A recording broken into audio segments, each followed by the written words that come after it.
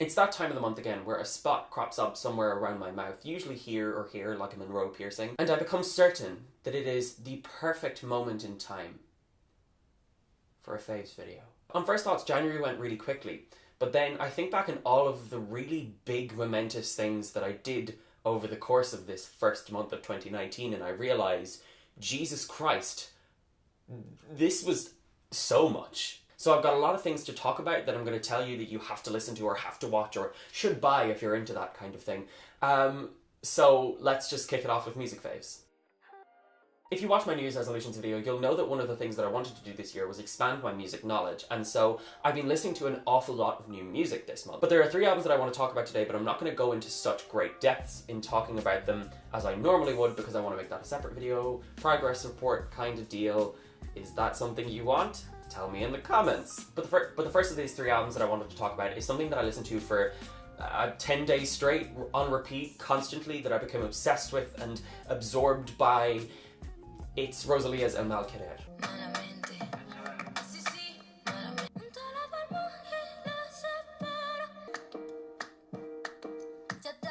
I got curious about this album because, pretty simply, it was featured in like the top 20 of a lot of best albums of 2018 lists. Rosalía is a trained flamenco singer from Catalonia in Spain, and you can hear all of these traditional flamenco influences from start to finish. It's the story of a toxic relationship, and you don't need to understand what's going on lyrically to understand what's going on thematically. Rosalía just manages to convey perfectly what she wants to convey, despite the fact that she's singing in a language that obviously people who don't speak Spanish don't understand. The fact that it's generated such mass appeal amongst an audience that doesn't know how to speak Spanish is a testament to how fucking good of an artist she is. That's the tea. Next up is an album that contains my song of the week. It came out brand new on the same day as the 3rd album I've got to talk about, but first of all we've got this one. It's James Blake's Assume Form.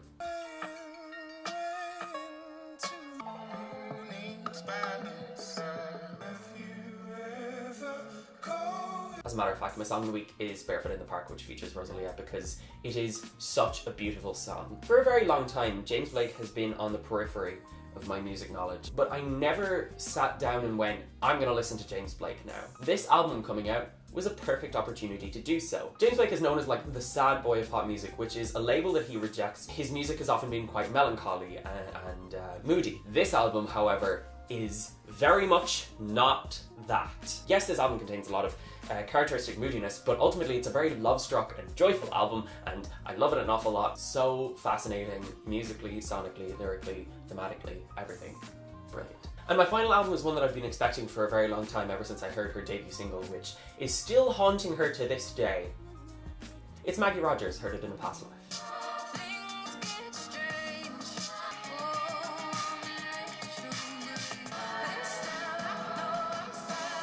Obviously, we've got tracks that we've heard before from the Now That the Light Is Fading EP. We've had promo singles for this. Light On was my favourite song of 2018, hands down. But this album is just so right. It is cohesive, it fits. At points, I kind of think that maybe she tried too hard to get a bit of cohesion, but at the same time, you can hear all of the different influences. Every single track on this album is just, it's strong. And it could be a single. It's just great. I love this album, and obviously there are flaws, but again, I'll talk about that in maybe next week's video. Anyway, I've got a lot of new clothes I want to talk about. Here are my style faves. First thing is the jumper that I'm currently wearing. It's from Urban Outfitters, and I got it on sale, like most of the other things in this video. This is what I refer to as my granddad jumper, even though it's a little bit different. I just really like the colours and the patterns on it. I like how it's warm, even though it's still soft and light. It is versatile, it'll go with different pairs of jeans. But isn't it cute? Isn't it cute? The second one is this pair of cords from Topman. I really like wearing statement trousers, and they're very much a summer thing for me, where it's kind of like, I'm gonna wear this with this one t-shirt that this will go with, and then never again for like another 9 months. These very much fall into this category, although I've never had cords before. A lot of them usually are jeans or jeans adjacent. The fit is so nice, the color is nice.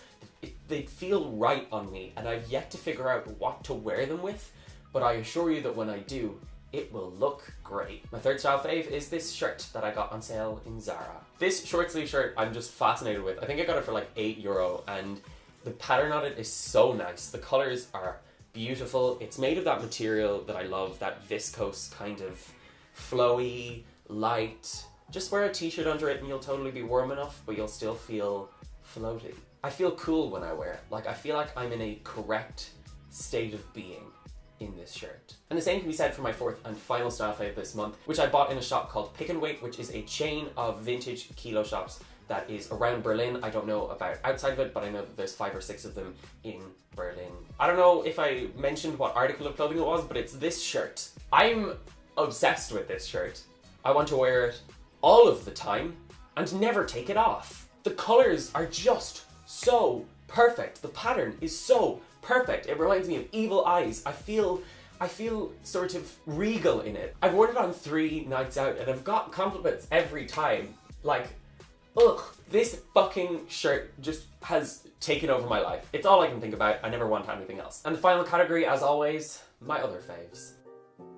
These two things are both Netflix oriented. They're both Netflix productions as far as I know. Anyway, the first one is a documentary called Shirkers. This documentary is made by Singaporean film critic, writer and filmmaker Sandy Tan, who when she was 18 got a group of her friends together and they made a fucking film called Shirkers. But things go wrong, and though I'm fairly sure they mentioned it in the trailer, I'm not going to spoil anything for you. Things go wrong. And this documentary is about how things went wrong. It's just so beautifully made.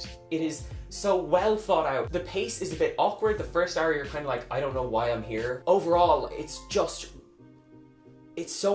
mind-blowing. It's beautiful. It's beautiful. I love it. And my final favourite this month is a 6-episode miniseries that I think is going to have a second season, I hope, fingers crossed, called Perfume. Like Dark, which is one of the best TV shows I've ever watched, this is a German production. It's all in German. If you've watched Dark, this has got a similar tone, but it is a lot darker. It is twisted. It is disturbing. It's got that Scandi noir tone, but it is so horror-oriented. It's just this awful sense of unease you've got while watching it. The first 3/4 are amazing TV. The last episode and a half is kind of sloppy, but I think it can be forgiven because the acting is incredible, the cinematography is incredible, the whole concept is fucking genius. And that is all I've got for you this month. February I feel like is going to be a lot less dynamic because January I did so many things. How was your month? How was your week? Have you got anything to recommend to me? Please do that. Let's build a conversation. But anyway, if you enjoyed this video, give it a like. If you want to see more videos, subscribe to my channel. I upload every Monday at 4 p.m. GMT, but if you forget that, hitting the notification button definitely helps because you get a notification every time I upload. I'm also really active on Twitter and Instagram. You can find the links for those below. And also, if you feel like you want to ask me a question but you don't want your name to be known, my Curious Cat link is also down there. And I also have a lot of playlists going on Spotify, so if you're interested, click the link to my Cathal Songs of the Week playlist down below, and you will find a host of other things if you follow the links to my profile. I don't make it easy for you, do I? No. I'll see you guys next week for another video. Maybe it will be the one about the albums. If you're interested, maybe nobody will watch it because nobody will care. But, and I hope you all have a lovely week. And, I got nothing else. Goodbye!